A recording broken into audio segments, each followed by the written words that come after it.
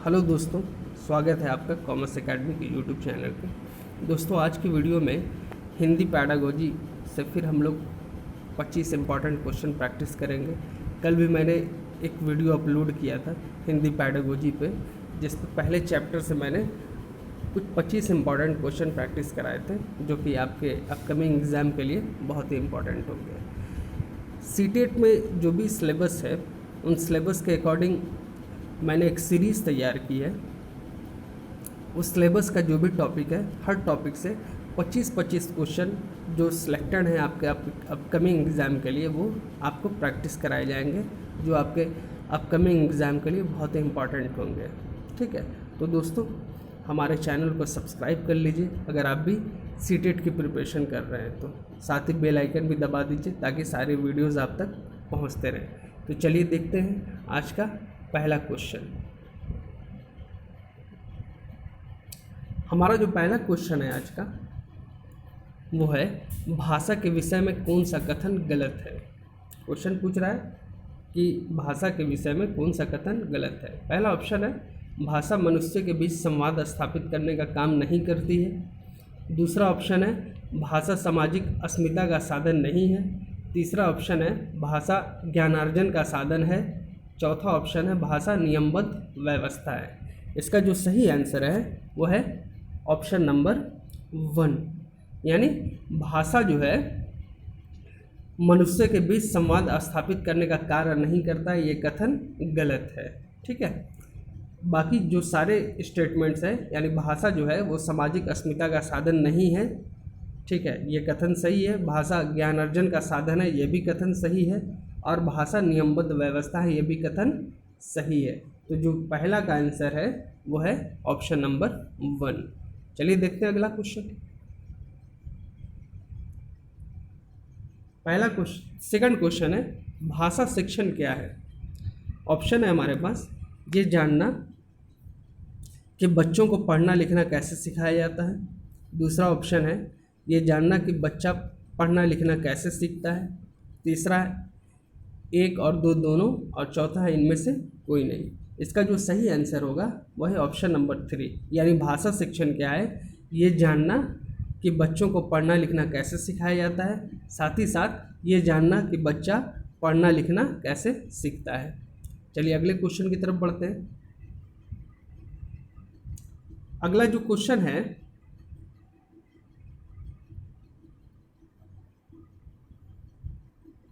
Question number 3, भाषा शिक्षण का उद्देश्य है। भाषा शिक्षण का क्या उद्देश्य है? ऑप्शन देखते हैं। पाठ्य पुस्तकों से इतर पुस्तकों को पढ़ने की क्षमता का विकास। दूसरा है केवल पठन कौशल का विकास। तीसरा है वक्त के विचारों को समझ पाने की योग्यता। और चौथा जो ऑप्शन है वो 1 और 3, यानी भाषा शिक्षण का उद्देश्य क्या है, पाठ्य पुस्तकों में इतर पुस्तकों को पढ़ने की क्षमता का विकास और वक्त विचारों को समझ पाने की योग्यता। तो जो सही आंसर है वह है ऑप्शन नंबर 4, यानी ये दोनों स्टेटमेंट क्या है, सही है। ठीक है, चलिए अगले क्वेश्चन की तरफ बढ़ते हैं।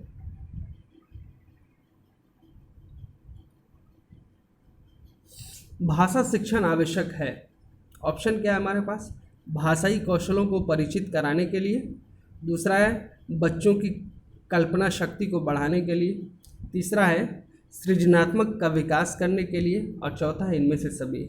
हमारा जो सही आंसर है वो है ऑप्शन नंबर 4, यानी भाषा शिक्षण आवश्यक है भाषाई कौशलों को परिचित कराने के लिए भी, बच्चों की कल्पना शक्ति बढ़ाने के लिए भी, और सृजनात्मक का विकास करने के लिए भी। अगले क्वेश्चन की तरफ बढ़ते हैं। अगला जो क्वेश्चन है, क्वेश्चन नंबर 5, भाषा शिक्षण के विषय में कौन सा कथन गलत है। यहाँ पे पूछ रहा है कि भाषा शिक्षण के बारे में कौन सा स्टेटमेंट जो है यहाँ पे दिया हुआ वो गलत है। पहला ऑप्शन है भाषा की नियमबद्ध व्यवस्था को केवल व्याकरण के माध्यम से ही समझा जा सकता है।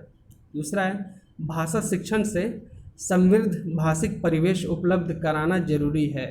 तीसरा है समृद्ध भाषिक परिवेश में बच्चे स्वयं नियमों का निर्माण करते हैं। और चौथा है भाषागत शुद्धता के प्रति अत्यधिक कठोर व्यवहार नहीं अपनाना चाहिए। इसका जो सही आंसर है वो है ऑप्शन नंबर 4। यानी भाषा शिक्षण के विषय में कौन सा कथन गलत है? तो भाषागत शुद्धता के प्रति अत्यधिक कठोर व्यवहार अपनाना नहीं चाहिए। चलिए बढ़ते हैं अगले क्वेश्चन की तरफ।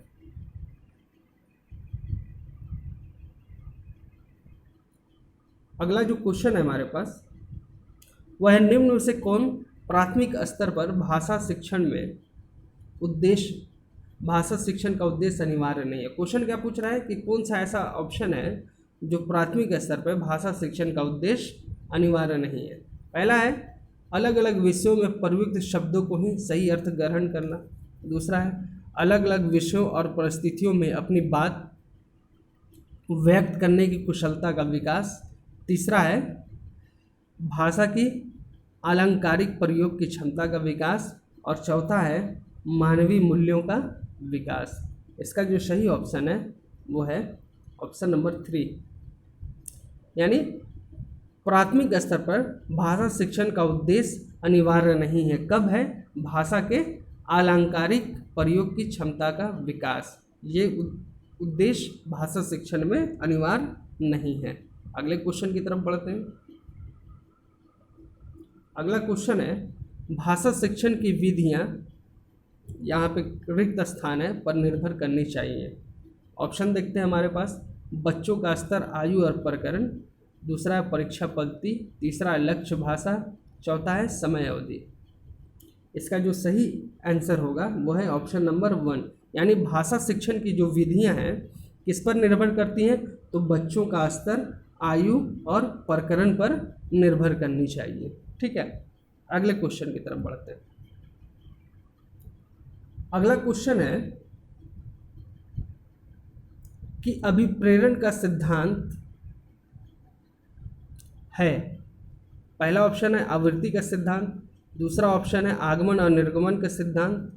और तीसरा है अनुकरण का सिद्धांत। और चौथा है अनुबंध का सिद्धांत। हमारा जो सही आंसर है वो है ऑप्शन नंबर 1। यानी अभिप्रेरण का सिद्धांत क्या है? आवृत्ति का सिद्धांत। आवृत्ति का सिद्धांत क्या होता है कि जो भी बच्चा जो भी बात सीखता है उसको बार बार क्या करता है? दोहराता है। ठीक है, बार बार दोहराने से क्या होता है? उस बात को बहुत अच्छी तरीके से वो याद कर लेता है, समझ लेता है। इसी को क्या करते हैं? आवृत्ति का सिद्धांत करते हैं। अगले क्वेश्चन की तरफ बढ़ते हैं।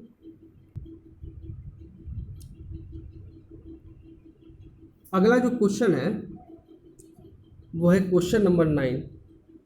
बालक की भाषा पर उसके सामाजिक परिवेश के प्रभाव पड़ता है, ये सिद्धांत है। यानी बालक की जो भाषा है उसके सामाजिक परिवेश के प्रभाव पड़ता है, ये सिद्धांत क्या है? पहला है अनुबंध का, दूसरा है अनुकरण का, तीसरा है साहचर्य का और चौथा है जीवन समन्वय का। इसका सही ऑप्शन है वो है अनुकरण का। यानी अनुकरण का सिद्धांत क्या होता है? तो अनुकरण का सिद्धांत ये होता है कि बच्चा जिस माहौल में रहता है, जिस समाज में रहता है, तो उस समाज या उस परिवार की जो भाषा होती है उसी भाषा को वो सीखता है। अब वो उस समाज या उस परिवार की भाषा अच्छी भी हो सकती है और गलत भी हो सकती है। तो जिस समाज में बच्चा रहता है या जिस परिवार में रहता है, उस समाज या परिवार से जो भाषा वो सीखता है उसी को अनुकरण का सिद्धांत कहा जाता है। चलिए अगले पॉइंट की तरफ बढ़ते हैं। अगला क्वेश्चन है मातृभाषा शिक्षण क्या है? ऑप्शन है हमारे पास, शिक्षण को सरल बनाना। दूसरा, अध्यापक के शैक्षिक कार्य में बाधा डालता है। दूसरा है विद्यार्थियों के भाषा शिक्षण में व्यवधान उत्पन्न करता है। तीसरा है शिक्षण सिद्धांतों के विपरीत है। सही ऑप्शन है हमारा ऑप्शन नंबर 1। जो मातृभाषा होता है वो क्या करता है? शिक्षण को सरल बनाता है, यानी टीचिंग को क्या करता है? इजी बनाता है। अगले क्वेश्चन की तरफ बढ़ते हैं। Question number 11। कौन सा नियम स्थूल ज्ञान से सूक्ष्म ज्ञान की ओर अग्रसर होने की बात कहता है? चलिए हमारे पास ऑप्शन क्या है? ज्ञात से अज्ञात की ओर। दूसरा है अनिश्चित से निश्चित की ओर। तीसरा है पूर्ण से अंश की ओर। चलिए इसका सही ऑप्शन क्या है? और चौथा ऑप्शन है मूर्त से अमूर्त की ओर। ठीक है। तो जो सही ऑप्शन है वो है ऑप्शन नंबर 4, मूर्त से अमूर्त की ओर। अब ये मूर्त से अमूर्त की ओर क्या होता है, इसके बारे में हम लोग जान लेते हैं कि मनोवैज्ञानिकों का ये मानना है कि बच्चों का मानसिक विकास इतना नहीं होता कि वे अमूर्त आवश्यकताओं को समझ सकें, यानी जब तक विद्यार्थियों के साथ कोई वस्तु स्थूल रूप से प्रस्तुत नहीं की जाती तब तक वे उसके विषय में सूक्ष्म या अमूर्त रूप से विचार विमर्श नहीं कर सकते हैं। ठीक है, चलिए अगले क्वेश्चन की तरफ बढ़ते हैं।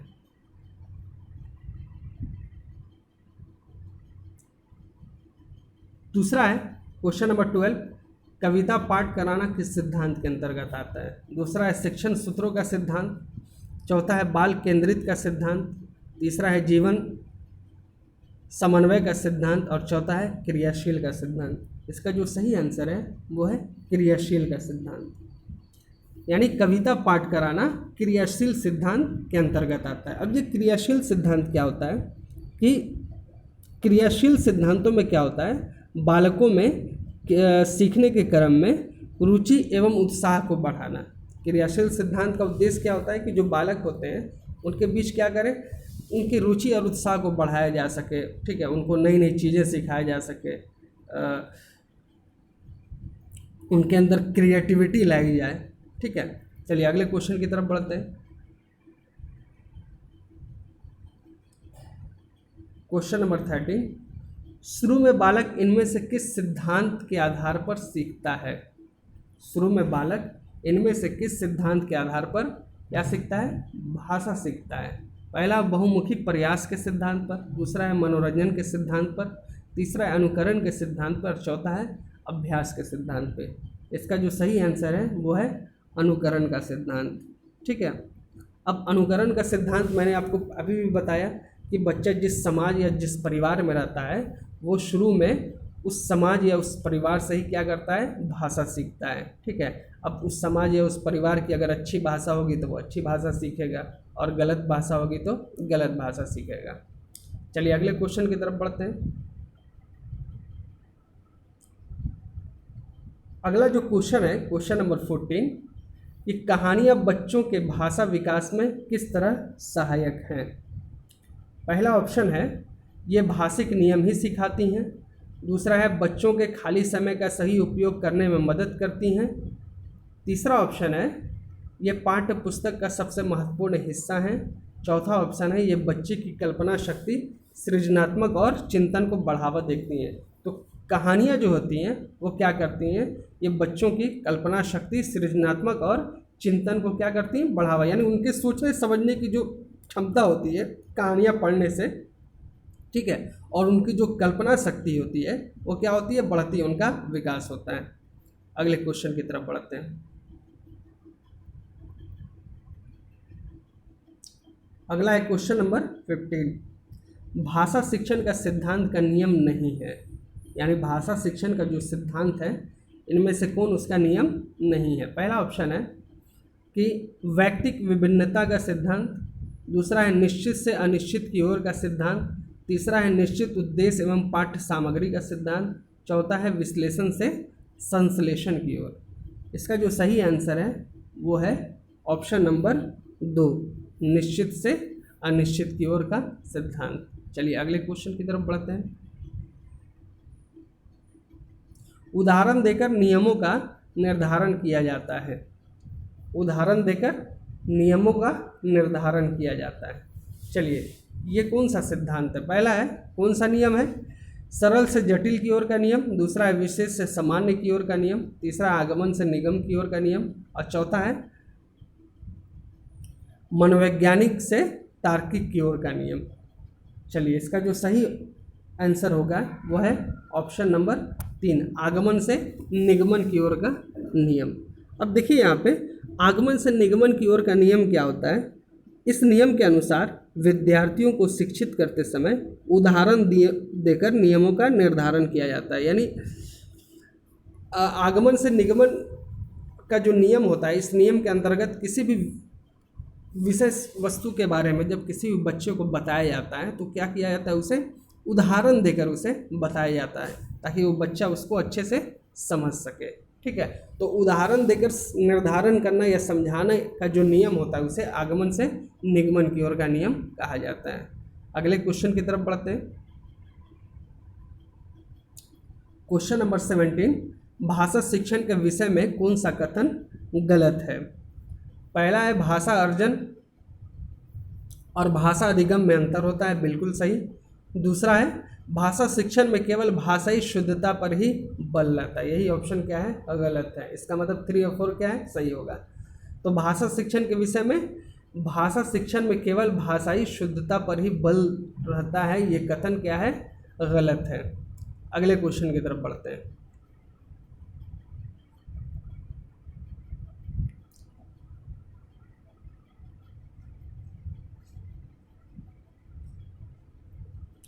अगला जो क्वेश्चन है वो है क्वेश्चन नंबर 18, उच्च प्राथमिक स्तर पर भाषा शिक्षण की प्रक्रिया में सबसे महत्वपूर्ण है।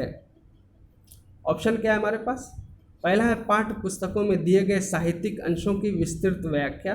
दूसरा है पठन कौशल पर अधिक बल देना। तीसरा है पाठों के शब्दों का अर्थ जानने के लिए शब्दकोश का प्रयोग करना। चौथा है समाचार पत्र पत्रिकाओं अन्य भाषी सामग्री में कही गई बात की निहितार्थ शुद्ध सरोकार की पहचान करना। तो इसका जो सही ऑप्शन है वो है ऑप्शन नंबर 4, यानी उच्च प्राथमिक स्तर पर भाषा शिक्षण की प्रक्रिया का सबसे जो महत्वपूर्ण तत्व है वो क्या है कि बच्चे क्या करते हैं, समाचार पत्र पत्रिकाओं या अन्य भाषिक सामग्री को जो है ना पढ़ते हैं और उसका उसके शुद्धों को क्या करते हैं, उसकी पहचान करते हैं। ठीक है, ये क्वेश्चन पहले भी आ चुका है एग्जाम में। कब आया है? जनवरी 2012 में ये क्वेश्चन पूछा जा चुका है। चलिए अगले क्वेश्चन की तरफ बढ़ते हैं। क्वेश्चन नंबर 19, निम्न में से उच्च प्राथमिक स्तर पर भाषा शिक्षण का उद्देश्य नहीं है।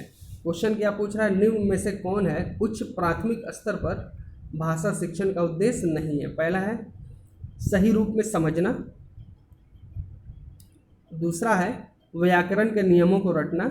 तीसरा है निजी अनुभवों के आधार पर भाषा शिक्षण का प्रयोग। चौथा है दूसरों के अनुभवों में से जुड़ जाना और संदर्भ में चीज़ों को सीखना। इसका जो सही आंसर होगा वो होगा ऑप्शन नंबर 2।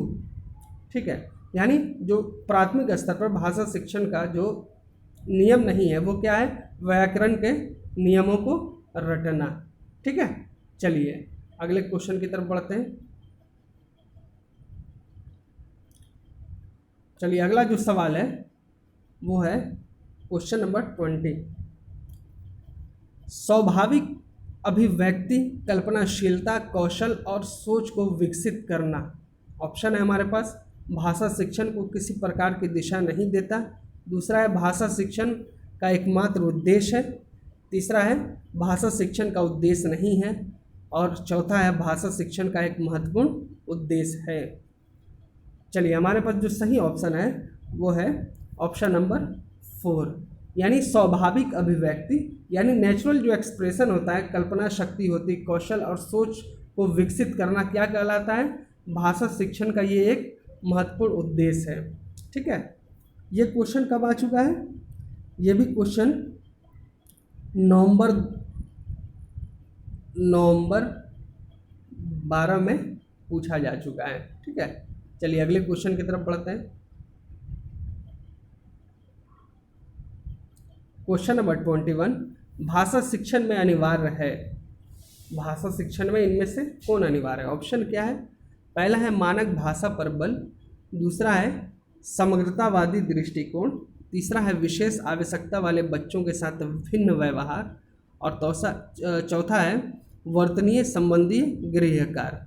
इसका जो सही ऑप्शन होगा वो है ऑप्शन नंबर 2 है। भाषा शिक्षण में क्या अनिवार्य है? समग्रतावादी दृष्टिकोण होना चाहिए। ठीक है, ये क्वेश्चन भी आ चुका है एग्जाम में। कब आया है? जुलाई 13 में ये क्वेश्चन आ चुका है। ठीक है, अगले क्वेश्चन की तरफ बढ़ते हैं। क्वेश्चन नंबर 22, उच्च प्राथमिक स्तर पर कहानी कविता पढ़ने के बाद ये जरूरी है कि बच्चे, ऑप्शन क्या है, प्रश्न के लिखित उत्तर दे सकें, दूसरा है उसे अपने शब्दों में दोहरा सकें, तीसरा है विपरीत भाव की कविता या कहानी लिख सकें, चौथा है उन्हें अपने अनुभव संसार से जोड़ सकें। इसका जो सही ऑप्शन है वो है ऑप्शन नंबर 4, यानी उच्च प्राथमिक स्तर पर कहानी कविता पढ़ने के बाद बच्चों के अंदर क्या क्षमता आ जानी चाहिए कि उन्हें अपने अनुभव संसार से जोड़ सकें। ठीक है, यह क्वेश्चन भी जो है कब आ चुका है, यह भी जुलाई 13 में आ चुका है। ठीक है, चलिए अगले क्वेश्चन की तरफ बढ़ते हैं। क्वेश्चन नंबर 23 लिखा है उच्च प्राथमिक स्तर पर भाषा शिक्षण का उद्देश्य है, यानी उच्च प्राथमिक स्तर पर भाषा शिक्षण के क्या उद्देश्य है। पहला ऑप्शन है व्याकरणों के नियमों को कंठस्थ करना, यानी बहुत अच्छा कर लेना, भाषा के अलग अलग संरचनाओं का आंतरिक अभ्यास करना, तीसरा है सभी साहित्यिक विधाओं में लेखन की कुशलता विकसित करना, चौथा है भाषा की बारीकी और सौंदर्य बोध को समझने की क्षमता का विकास करना। हमारे पास जो सही ऑप्शन है वो है ऑप्शन नंबर 4, यानी प्राथमिक स्तर पर भाषा शिक्षण का जो उद्देश्य होता है वो उद्देश्य क्या है कि भाषा की बारीकी और सौंदर्य बोध को समझने की क्षमता का विकास होना, यानी एक बच्चे के अंदर ये क्षमता हो जानी चाहिए कि वो उस भाषा की बारीकी को समझ सके। ठीक है, तब जाकर उसकी भाषा क्या होगी, विकसित होगी। चलिए ये क्वेश्चन भी आ चुका है एग्जाम में, कब आया है, ये क्वेश्चन आया है फरवरी 2014 में। चलिए अगले क्वेश्चन की तरफ बढ़ते हैं।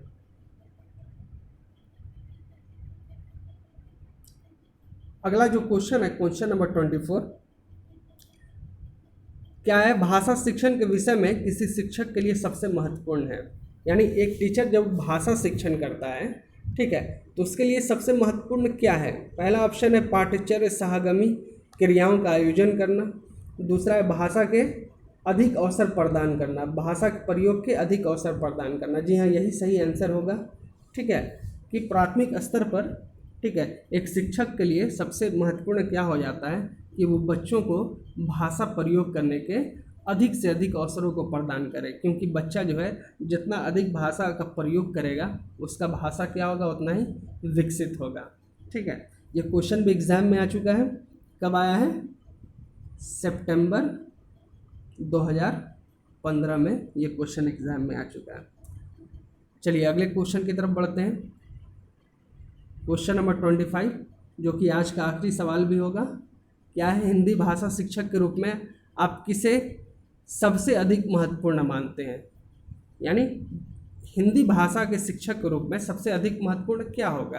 पहला ऑप्शन है बच्चों के लेखन क्षमता का विकास करना, दूसरा है बच्चों को अलग अलग विषय में भाषा प्रयोग करना सिखाना, तीसरा है बच्चों की मौखिक अभिव्यक्ति की क्षमता का विकास करना, और चौथा है बच्चों को व्याकरण के नियम सिखाना। इसका जो सही आंसर होगा वो है ऑप्शन नंबर 2, यानी हिंदी भाषा शिक्षक के रूप में आपके लिए जो सबसे महत्वपूर्ण होगा वो होगा कि बच्चों को अलग अलग विषयों में भाषा प्रयोग करना सिखाना। यानी एक हिंदी शिक्षक के लिए सबसे महत्वपूर्ण ये है कि वो हर विषय में बच्चों को, ठीक है, हिंदी भाषा का प्रयोग करना सिखाए। ये क्वेश्चन भी आ चुका है एग्ज़ाम में, कब आया है, फरवरी 2015 में। तो दोस्तों आज की वीडियो में बस इतना ही। अगली वीडियो में हम लोग फिर सीटेट के कुछ इम्पॉर्टेंट क्वेश्चन करेंगे, और जो भी व्यूवर्स हमारे अभी तक हमारे चैनल को सब्सक्राइब नहीं किए हैं वो चैनल को सब्सक्राइब करके बेल आइकन प्रेस कर लें, ताकि आपकी सीटेट के एग्ज़ाम में प्रिपरेशन हो सके। ठीक है, और इस बार सीटेट पक्का सभी का क्लियर हो जाना चाहिए, इस तरह से आपका प्रैक्टिस हो जाए। तब तक के लिए दोस्तों धन्यवाद।